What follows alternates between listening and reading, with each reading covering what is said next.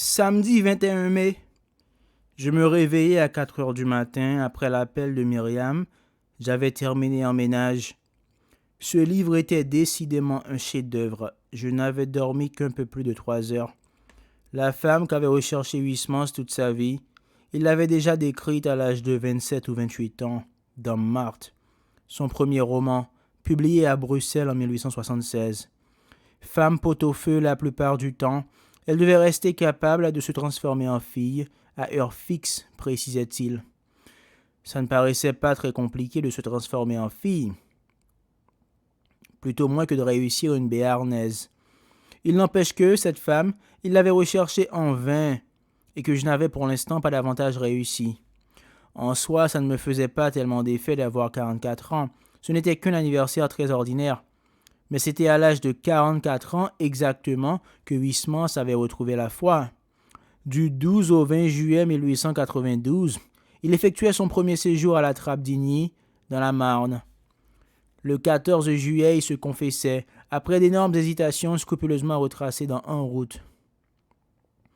Le 15 juillet, pour la première fois depuis son enfance, il recevait la communion. Lorsque j'écrivais ma thèse sur Huysmans, j'avais passé une semaine à l'abbaye de Ligugé, où il avait reçu quelques années plus tard l'oblature, et une autre semaine à l'abbaye d'Igny. Celle-ci avait entièrement été détruite pendant la Première Guerre mondiale, mais mon séjour m'avait quand même beaucoup aidé. La décoration et l'ameublement, bien sûr modernisés, avaient gardé cette simplicité, cette nudité qui avait frappé Huysmans. Et l'horaire des multiples prières et offices quotidiens, depuis l'Angélus de 4 heures du matin jusqu'au Salve Regina du soir, était resté le même. Les repas étaient pris en silence, ce qui était très reposant par rapport au restaurant universitaire. Je me souvenais aussi que les moniales fabriquaient du chocolat et des macarons. Leurs produits, recommandés par le petit futé, étaient expédiés dans toute la France. Je comprenais aisément qu'on soit attiré par la vie monastique, même si j'en étais conscient, mon point de vue était très différent de celui de Huysmans. Je ne parvenais pas du tout à ressentir son dégoût affiché pour les passions charnelles, ni même à me le représenter. Mon corps en général était le siège de différentes affections douloureuses, migraines, maladies de peau, maux de dents, hémorroïdes, qui se succédaient sans interruption, ne me laissant pratiquement jamais en paix. Et je n'avais que 44 ans. Que serait-ce quand j'en aurais 50, 60, davantage? Je ne serais plus alors qu'une juxtaposition d'organes en décomposition lente, et ma vie deviendrait une torture incessante, morne et sans joie, mesquine. Ma bite était au fond le seul de mes organes qui ne se soit jamais manifesté à ma conscience par le biais de la douleur, mais par celui de la jouissance. Modeste, mais robuste, elle m'avait toujours fidèlement servi. Enfin, c'était peut-être moi, au contraire, qui étais à son service. L'idée pouvait se soutenir, mais alors sa férule était bien douce. Elle ne me donnait jamais d'ordre, elle m'incitait parfois, humblement, sans acrimonie et sans colère, à me mêler davantage à la vie sociale. Je savais que ce soir, elle intercéderait en faveur de Myriam. Elle avait toujours eu de bonnes relations avec Myriam. Myriam l'avait toujours traitée avec affection et respect, et cela m'avait donné énormément de plaisir. Et des sources de plaisir en général, je n'en avais guère.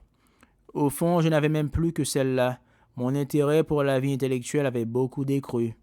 Mon existence sociale n'était guère plus satisfaisante que mon existence corporelle. Elle aussi se présentait comme une succession de petits ennuis. Lavabo bouché, Internet en panne, perte de points de permis, femme de ménage malhonnête, erreur de déclaration d'impôt, qui là aussi se succédaient sans interruption, ne me laissant pratiquement jamais en paix. Au monastère, on échappait, j'imagine, à la plupart de ces soucis. On déposait le fardeau de l'existence individuelle. On renonçait également au plaisir, mais c'était un choix qui pouvait se soutenir. Il était dommage, me dis-je en poursuivant ma lecture, que Huysmans ait tellement insisté En route sur son dégoût de ses débauches passées. Peut-être là n'avait-il pas été entièrement honnête. Ce qui l'attirait dans le monastère, je le soupçonnais, ce n'était pas avant tout qu'on y échappait à la quête des plaisirs charnels. C'était plutôt qu'on puisse s'y libérer de l'épuisante et morne succession des petits tracas de la vie quotidienne, de tout ce qu'il avait si magistralement décrit dans À Volo. Au monastère, au moins, on vous assurait le gîte et le couvert. avec en prime la vie éternelle dans le meilleur des cas. Myriam sonna à ma porte vers 19h.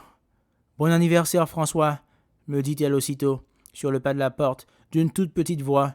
Puis elle se précipita sur moi et m'embrassa sur la bouche. Le baiser fut long, voluptueux, nos lèvres et nos langues se mêlèrent. En revenant avec elle vers le salon, je me rendis compte qu'elle était encore plus sexy que la dernière fois. Elle avait mis une autre mini-jupe noire encore plus courte et portait des bas.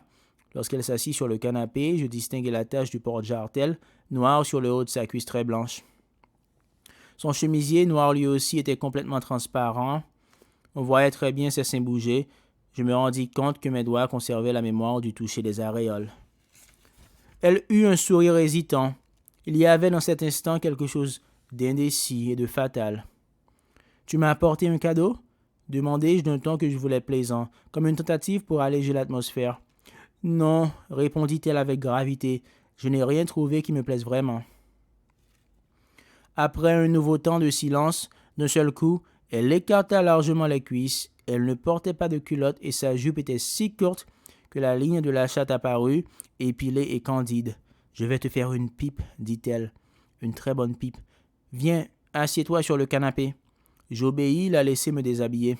Elle s'agenouilla devant moi et commença par une feuille de rose, longue et tendre, avant de me prendre par la main et de me relever. Je m'adossai contre le mur. Elle s'agenouilla de nouveau et commença à me lécher les couilles, tout en me branlant à petits coups rapides. « Quand tu veux, je passe à la bite, » dit-elle, s'interrompant un instant. J'attendis encore jusqu'à ce que le désir devienne irrésistible, avant de dire « Maintenant ». Je le regardai dans les yeux juste avant que sa langue ne se pose sur mon sexe. La voir faire augmentait encore mon excitation. Elle était dans un état étrange, mélange de concentration et de frénésie.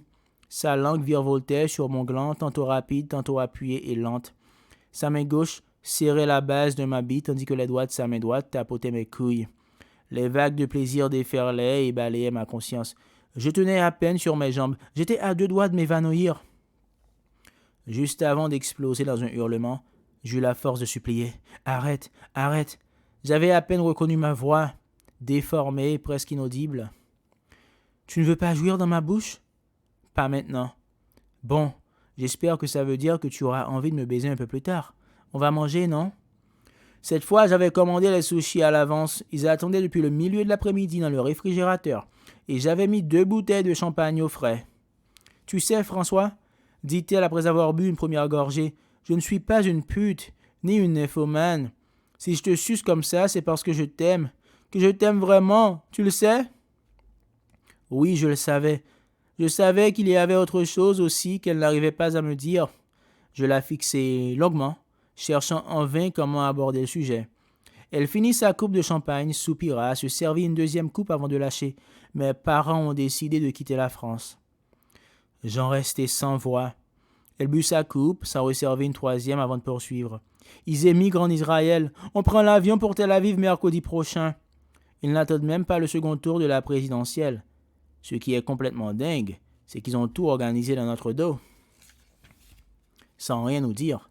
Ils ont ouvert un compte en banque en Israël. Ils se sont arrangés pour louer un appartement à distance. Mon père a liquidé ses points de retraite. Ils ont mis la maison en vente et tout ça sans nous en parler. Ma petite sœur et mon petit frère, à la limite, je comprends. Ils sont peut-être un peu jeunes. Mais moi, j'ai 22 ans et ils me mettent comme ça devant le fait accompli. Ils ne me forcent pas à partir. Si j'insiste vraiment, ils sont prêts à me louer une chambre à Paris. Mais c'est vrai que ça va être les vacances universitaires. Et je sens bien que je ne peux pas les laisser, enfin pas maintenant. Ils seraient trop inquiets. Je ne m'en étais pas rendu compte, mais depuis quelques mois, leurs fréquentations ont changé. Ils ne voient plus que d'autres juifs. Ils ont passé des soirées ensemble, ils se sont montés la tête mutuellement. Ils ne sont pas les seuls à partir. Il y a au moins 4 ou 5 de leurs amis qui ont tout liquidé pour s'installer en Israël. J'ai discuté une nuit entière avec eux, sans parvenir à entamer leur détermination. Ils sont persuadés qu'il va se passer quelque chose de grave en France pour les Juifs. C'est bizarre, c'est un truc qui leur vient sur le tard. À 50 ans passés, je leur ai dit que c'était complètement con, que ça fait bien longtemps que le Front National n'a plus rien d'antisémite. Pas si longtemps que ça. Tu es trop jeune pour l'avoir connu, mais le père, Jean-Marie Le Pen, faisait encore le lien avec la vieille tradition de l'extrême droite française. C'était un abruti, à peu près complètement inculte.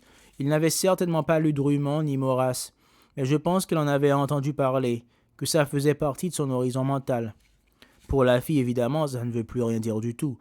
Cela dit, même si c'est le musulman qui passe, je ne crois pas que tu aies grand-chose à craindre. Il est tout de même allié avec le Parti socialiste, il ne peut pas faire n'importe quoi. Là, elle secoua la tête, dubitative. Là, je suis moins optimiste que toi. Quand un parti musulman arrive au pouvoir, ce n'est jamais très bon pour les juifs. Je ne vois pas de contre-exemple. Je restais quoi. Je ne connaissais au fond pas bien l'histoire. Au lycée, j'étais un élève inattentif et par la suite, je n'avais jamais réussi à lire un livre d'histoire. Jamais jusqu'au bout. Elle se resservit à nouveau. C'était la chose à faire, certainement, de s'enivrer un peu, compte tenu des circonstances. En plus, le champagne était bon. Mon frère et ma sœur peuvent continuer leurs études au lycée. Moi aussi, je pourrais aller à l'université de Tel Aviv. J'aurais une équivalence partielle.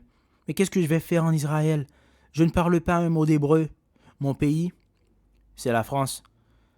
Sa voix s'altéra légèrement. Je sentis qu'elle était au bord des larmes. J'aime la France, dit-elle d'une voix de plus en plus étranglée. Je sais pas, j'aime le fromage. J'en ai. Je me levai d'un bond clownesque pour essayer de détendre l'atmosphère. Chercher dans le réfrigérateur. En effet, j'avais acheté du Saint-Marcelin, du Comté, du Bleu d'Écosse. J'ouvris aussi une bouteille de vin blanc. Elle n'y prêta aucune attention. Et puis, je veux pas que ça s'arrête entre nous, dit-elle, puis elle se mit à pleurer. Je me levai, je la pris dans mes bras. Je ne voyais rien de sensé à lui répondre. Je la conduisis jusqu'à la chambre, je l'enlaçai à nouveau. Elle continuait de pleurer doucement. Je me réveillai vers 4 heures du matin. C'était une nuit de pleine lune, on y voyait très bien dans la chambre. Myriam était allongée sur le ventre, uniquement vêtue d'un t-shirt. La circulation sur le boulevard était pratiquement nulle. Au bout de 2 ou 3 minutes, un utilitaire Renault Trafic arriva à petite allure, s'arrêta au niveau de la tour. 2 Chinoises en sortirent pour fumer une cigarette, semblant examiner les environs. Puis, sans raison apparente, ils remontèrent dans le véhicule, qui s'éloigna en direction de la porte d'Italie. Je revins sur le lit, caressai ses fesses. Elle se blottit contre moi sans se réveiller. Je la retournai, écartai ses cuisses et commençai à la caresser. Presque tout de suite, elle fut mouillée, et je vins en elle. Elle avait toujours aimé cette position simple. Je remontai ses cuisses pour la pénétrer bien profond, et je commençai à aller et venir. On dit souvent que la jouissance féminine est complexe, mystérieuse. Mais pour ma part, le mécanisme de ma propre jouissance m'était encore plus inconnu. Je sentis tout de suite que cette fois j'allais être capable de me contrôler aussi longtemps que nécessaire, que j'allais pouvoir stopper à volonté la montée du plaisir. Mes reins bougeaient souplement, sans fatigue. Au bout de quelques minutes, elle se mit à gémir, puis à hurler, et je continuais à la pénétrer. Je continuais même lorsqu'elle commença à contracter sa chatte sur ma queue. Je respirais lentement, sans effort. J'avais l'impression d'être éternel.